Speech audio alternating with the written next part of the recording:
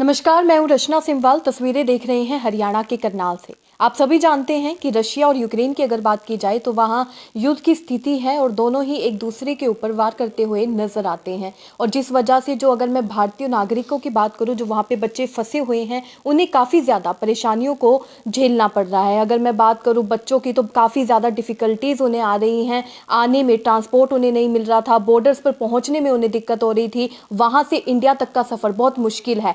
ऐसे में हर किसी को सिर्फ अपने बारे में ही याद रहता है या हर कोई अपने बारे में ही सोचता है कि मैं जल्दी से जल्दी कैसे जाऊं। आज हमारे साथ स्वाति मौजूद हैं जो यूक्रेन से वापस आई हैं भारत में। उनसे जानते हैं कि क्या कुछ उन्होंने वहां पर देखा है, कैसी वहां पर स्थिति थी, और सबसे बड़ी बात, कोई ऑफिशियल्स उनके साथ नहीं थे, अकेले वो बॉर्डर तक पहुंची हैं। स्वाति, सबसे पहले तो वेलकम, भारत पहुंच चुके हैं। Thank you so much. कैसा रहा वहां पर, मतलब शुरुआत कैसे हुई, आपको कब पता चला कि जो युद्ध की स्थिति बन चुकी है? एक्चुअली सब बहुत अच्छा था। हम लोग खुशी खुशी इंडिया के लिए 23 को रात को 12 बजे 24 रात को 12 बजे बस के लिए निकले थे।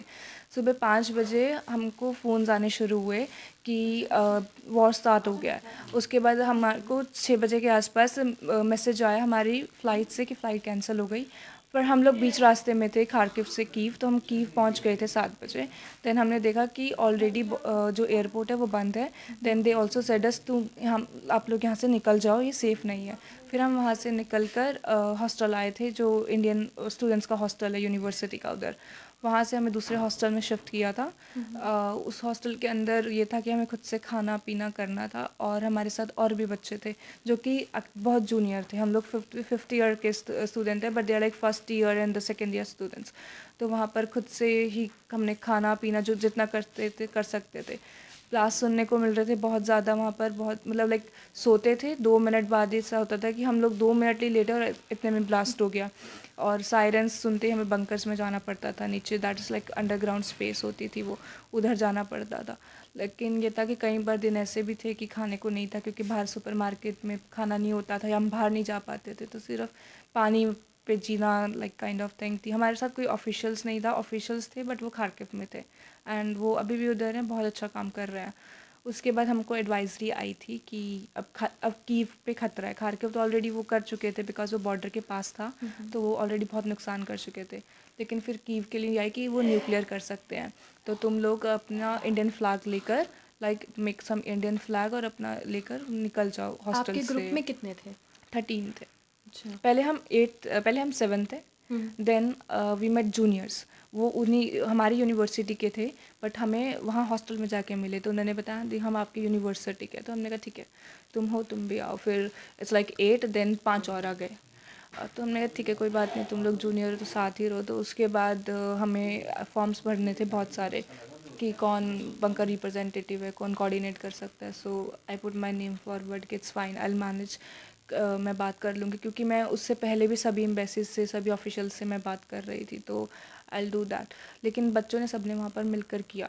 कोई खाना लेकर आता था, कोई खाना बनाता था, कोई करता था, हम सब ने सब कुछ मिलकर किया। बारी बारी सोना, बंकर्स में जाना, कंडीशन पूरी थी, बट ठीक है कई बार नहाने को भी नहीं मिलता था क्योंकि हम लोग आउटसाइडर थे उस हॉस्टल में। तो वहाँ पे हेल्प करना भी, मतलब बच्चों को होता था कि हमारा राशन है, हमारा सामान है, why should we give. But कुछ बच्चे थे बहुत अच्छे थे, हम लोग सामान लाते थे, बनाते थे, वापस करके आते थे। उसके बाद जब एडवाइजरी पास हुई कि कीव में न्यूक्लियर हो सकता है, फिर हम फ्लैग लेकर 4 किलोमीटर चलकर ट्रेन स्टेशन गए। जो भी हमें ट्रेन मिली हमने पकड़ ली। हमें था कि कोई भी पकड़ ले, जो कोवल तक की ट्रेन थी उसके बाद देख लेंगे। हालांकि कोवल बेलारूस के आसपास भी पड़ता था, जो कि डेंजरस था, बट हमारा दूसरा रास्ता हमें हंगरी की तरफ पहुंचना था। फिर वहाँ से लवीव के लिए नहीं ट्रेन ही ली। फिर वहाँ पे हमें कोई नहीं मिली ट्रेन, देन हमने उस ग्रोथ के लिए बस कराई।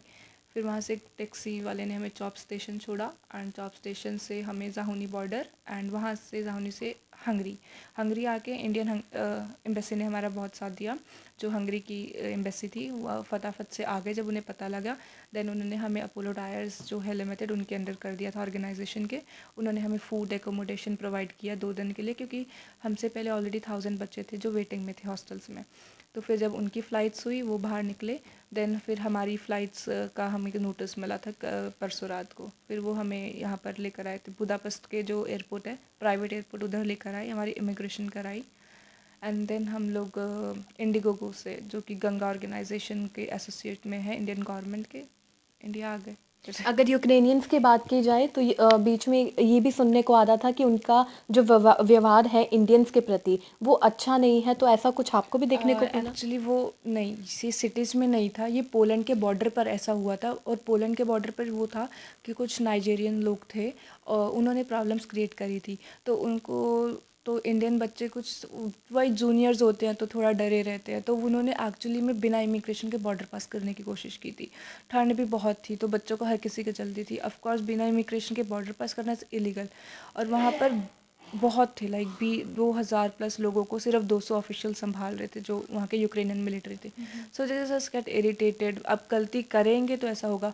Otherwise Ukrainians are very good. हमें हर स्टेशन पे ठंड की वजह से यूक्रेनियंस ने हर चीज़ प्रोवाइड की। उन्होंने हमें खाना प्रोवाइड किया, उन्होंने हमें कॉफ़ीज़ प्रोवाइड की, पानी, फ्रूट सब कुछ प्रोवाइड किया।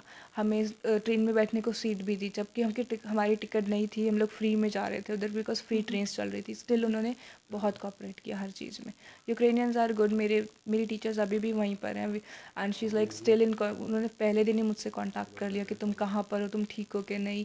सो दे आर वेरी गुड। हमारे और भी वहाँ पर इंडियन दोस्त भी हैं, यूक्रेनियन दोस्त भी हैं। सो अभी हमको उनकी भी टेंशन है, बट ठीक है। लेकिन यूक्रेनियंस गुड। लेकिन अगर आप गलती करोगे तो वो ऑफ कोर्स मिलिट्री ऑफिशियल हैं। और एक्चुअल में देयर इज़ अ प्रॉब्लम कि जब वोटिंग होनी थी उस तो सब ने वोट किया, बट ऑफ कोर्स इंडिया ने नहीं वोट किया। इंडिया नीति भी न्यूट्रल। इंडिया नहीं रशिया से भी नहीं वो नहीं ले सकता था पंगा, ऑफ कोर्स यूक्रेन से। तो इंडिया जो है न्यूट्रल में है। तो ये बात सुन के थोड़ा सा उनको पेंच हुआ कि इंडियंस हमारा साथ क्यों नहीं दे रहे। सो दे गिव अ स्टेटमेंट, जब तुम्हारी गवर्नमेंट हमारा साथ नहीं देगी तो वाई शुड वी। सो वो थोड़ा गुस्सा हुए, लेकिन अगले दिन एक्शन ले लिया था।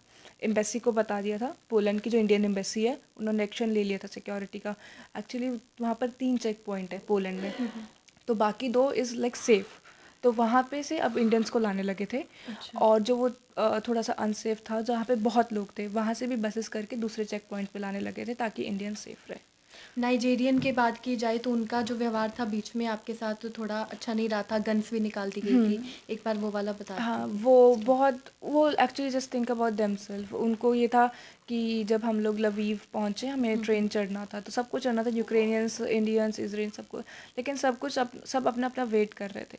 वो पर चांस होता है कि किसको ट्रेन में चढ़ने को मिल गया और किसको नहीं। लेकिन नाइजीरियंस को ये होता है कि वो अपनी कम्युनिटी लेकर चलते थे।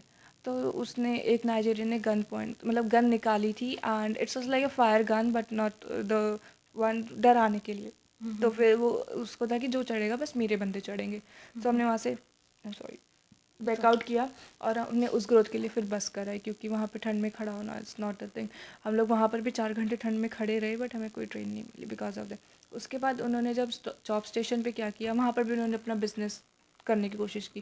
हम लोग 4 घंटे लाइन में खड़े थे दूसरे नंबर पे, फिर भी हमारा नंबर नहीं आ रहा था, क्योंकि ऑफकोर्स पहले वाला जो बंदा है वो 80 टिकट ले रहा है। 80? वो कितने 80 लोग थे, कितने लोग तो वो कम थे, अच्छा। बट वो टिकट 80 ले रहा है। अब 80 टिकट्स को प्रिंट होने में इतना टाइम लगता है। राइट। तो वो उसको टिकट्स को ब्लैक में बेच रहे थे फिर। अच्छा। लाइक अगर 100 की टिकट है, they are selling it for 200 और 150 काइंड ऑफ थिंग। उसके बाद बट हमने ऐसा नहीं किया, हमने वेट किया और हमें जब टिकट्स मिली हम धीरे धीरे करके वहाँ से निकले फिर बॉर्डर के लिए।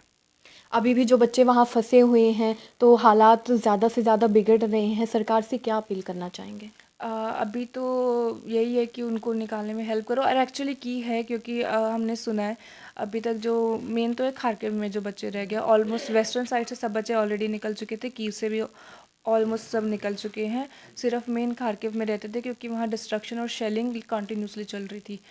हालांकि गवर्नमेंट की बात हुई थी कि 6 घंटे के लिए अटैक्स रोक जाएं ताकि हम इवैक्यूएशन कर सके, पर ऐसा नहीं हुआ। उन्होंने शेलिंग जो कंटिन्यू थी वो कंटिन्यू रखी ही थी। उन्होंने टाइम दिया कहने को, बट उन्होंने नहीं रोके अटैक्स। लेकिन अभी वहाँ पर एक जगह है खार्किव में, पोस्टिंग, वहाँ पर सब बच्चे रुके हैं। लेकिन अब एम्बेसी कोई बस जाने को, ट्रेन जाने को रेडी नहीं थी, बट अब एम्बेसी ने स्पेशल बसेस अरेंज करी हैं बच्चों को ट्रेन स्टेशन तक पहुँचाने के लिए। अगर इंटरनेट की बात की जाए तो क्या वो बंद किया गया है? स्लो था, बंद नहीं था, बट ऑफ कोर्स रशिया डिस्ट्रेड हो रहा था, तो इसलिए अभी के लिए वहाँ पर फेसबुक और ट्विटर बंद कर दिया रशिया के अंदर। इंडियंस की डेथ की भी खबर आई थी 2 बच्चों की। हाँ जी, एक वो था, वो 4th ईयर का सीनियर था, वो ग्रोसरी के लिए गया था, एक्चुअली अपने जूनियर्स के लिए गया था वो ग्रोसरी लेने। उस टाइम मार्केट खुली थी, तो उस टाइम जब फायरिंग हुई, वो कुछ इंडियन थे थोड़े बहुत, ज़्यादातर यूक्रेनियंस थे, और रशियन ट्रूप्स ऑलरेडी एंटर कर चुकी थी खार्किव में। तो उन्होंने जो फायरिंग करी, शेलिंग करी, उनको नहीं पता लगा तो कि वहाँ पे इंडियन है कि यूक्रेनियन है। उन्होंने यूक्रेनियन के ऊपर करना चाहा, बट उसके अंदर उसको भी लग गया। और दूसरे का इस लाइक उसकी तबीयत ख़राब थी, काइंड उसको हार्ट स्ट्रोक हुआ, देन उसको ब्रेन स्ट्रोक हुआ, उससे डेथ हो गई। सुपरमार्केट कितने टाइम के लिए खुलते थे? कर्फ्यू के बीच में, लाइक कर्फ्यू डिपेंड करता है 6 से 10, मतलब शाम के 6 से अगले दिन के सुबह के 10 तक होता था। टाइम के साथ जैसे वॉर डे बढ़ते रहे, कर्फ्यू बढ़ता गया, तो बीच में खुलता था। कई बार ऐसा होता था हम लोग जाते थे, मार्केट बंद होती थी क्योंकि उसमें सामान नहीं होता था, फिर 2 घंटे बाद रीस्टॉक होता था, और इतनी भीड़ लग जाती थी क्योंकि लोगों को सबको अपना खाना होता है, तो वो फटाफट लेकर आते थे। और एक मोमेंट ऐसी थी कि खार्किव के अंदर ऐसा हुआ था, जब मार्केट के अंदर लोग सामान ले रहे थे, तो उस टाइम वहाँ पर शेलिंग स्टार्ट हो गई। तो उस टाइम मार्केट वालों ने बोला पैसे मत दो, जिसके पास जो है तुम यहाँ से लेकर चले जाओ, काइंड ऑफ थिंग। तो काफ़ी डेंजरस था बाहर जाना। हमारे दोस्त जब बाहर गए थे तो वो लोग जैसे स्टेप आउट किया, वो पहुँचे ही थे उधर और ब्लास्ट हो गए, so they ran back to the hostel. India आने के बाद हरियाणा तक आने में क्या कुछ कोई आपको प्रॉब्लम तो नहीं आई? नहीं, मेरे पेरेंट्स लेने आ गए थे तो वो तो ठीक था। तो ये स्वाति हमारे साथ जुड़ी थी जो यूक्रेन से इंडिया वापस आई हैं। हमने उनसे बातचीत करी, उनसे कई सारी चीज़ें जानी हैं। काफ़ी ज़्यादा दिक्कतों का उन्हें भी सामना करना पड़ा, जैसे कि ऑफिशियल्स के उनके साथ नहीं थे। और बात की जाए, उन्होंने बम ब्लास्ट खुद से सुने हैं उनके, तो उन्होंने देखा है सब कुछ। काफ़ी सारी दिक्कतों का सामना भी उन्होंने किया है। बंकर्स में वो रहे हैं, और चीज़ें जो बेसिक नीड्स होती हैं वो भी उन लोगों के पास नहीं थी। तो यहाँ पर उनकी माता हमारे साथ जुड़ी हैं और उनके पिताजी भी हमारे साथ जुड़े हैं। उनसे बातचीत करते हैं, उनसे जानते हैं कि वो यहाँ पर कितना घबराए हुए थे, और अब उनकी बेटी आ चुकी है तो अब वो कैसा फील कर रहे हैं। क्या कुछ बताना चाहेंगे आंटी, आज जाकर आपकी बेटी आई है, सांस में सांस आई है? मैं चाहती हूँ कि जैसे मेरी बेटी घर पे वापस आई है, ऐसे सब बच्चे अपने घर में वापस आए। तो बहुत ज़्यादा घबराए हुए थे। घबराहट तो होती है जब बच्चा बाहर रहेगा ऐसे माहौल में।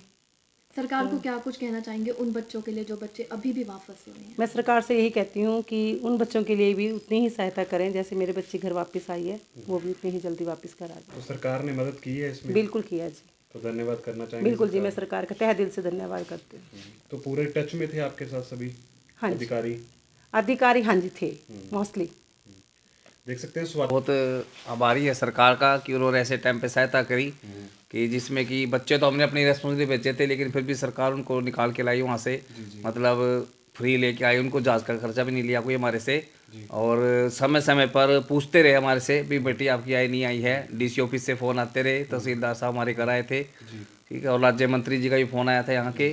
तो हमें बहुत ही अच्छा लगा कि सरकार ने इसमें बहुत सहायता की और हमारी बेटी घर आई। तो सर कुछ लोग कहते हैं ये है कि शुरू में एकदम समझ नहीं आता ना क्या करे सरकार, तो लेकिन धीरे धीरे जैसे समझ में आया तो वो सरकार ने पूरी काम किया इस पे, मतलब अपने बंद पुलिस ऑफिसर भेज दिए सारे, पोलैंड में जैसे हंगरी में सारी जगह। तो थोड़ा सा टाइम तो लगता है, एकदम तो समझ नहीं पाते, लेकिन बाद में पूरी तरह कोऑपरेट किया गया, सरकार ने पूरा इसमें पूरा सहयोग करा और बच्चों को पूरा कोशिश करी उनको बाहर निकालने के लिए। अभी मेरे को मैसेज मिला है कि जो बच्चे फंसे हुए हैं उनके लिए अभी बसें लगा दी है, मतलब एम्बेसी की तरफ से भाई, ताकि उनको फटाफट वहाँ से निकाल लिया जाए। तो सर खुश हैं बेटी हाँ आ गई खुश है? है, बिल्कुल, धन्यवाद सर। तस्वीरें देख रहे थे हरियाणा के करनाल से, जहां स्वाति हमारे साथ जुड़ी थी। हमने उनसे बातचीत करी, सारा जाना वहाँ का माहौल कैसा है, क्या कुछ उन्होंने देखा वहाँ पर, खुद अपनी आंखों से भी देखा है, कई चीज़ें उन्होंने अपने कानों से सुनी हैं। जो चीज़ हमने कभी सोची नहीं थी कि ऐसा भी कुछ हो सकता है, वो सब वो देख कर आई हैं। ऐसे माहौल में वो रहकर यहाँ पर आई हैं उन्होंने, और बच्चों के साथ और बच्चों की भी मदद की है। वो बच्चे काफ़ी मुश्किल से बॉर्डर पर पहुँचे, फिर जाकर इंडिया आए हैं, और अब अगर उनके पेरेंट्स की भी बात की जाए तो वो भी काफ़ी ज़्यादा खुश नज़र आ रहे हैं, क्योंकि पेरेंट्स काफ़ी ज़्यादा घबराए हुए थे अपने बच्चों को लेकर। अभी भी जिन पेरेंट्स के बच्चे वहीं पर है, यूक्रेन में ही हैं, वहाँ फंसे हुए हैं, वो अभी भी बहुत ज़्यादा टेंशन में है। हर कोई गवर्नमेंट से अपील कर रहा है कि जल्द से जल्द उनके बच्चों को वापस इंडिया बुलाया जाए। आप क्या कुछ कहना चाहेंगे कमेंट में लिखकर ज़रूर बताइएगा। वीडियो को भी ज़्यादा से ज़्यादा शेयर ज़रूर कीजिएगा। धन्यवाद।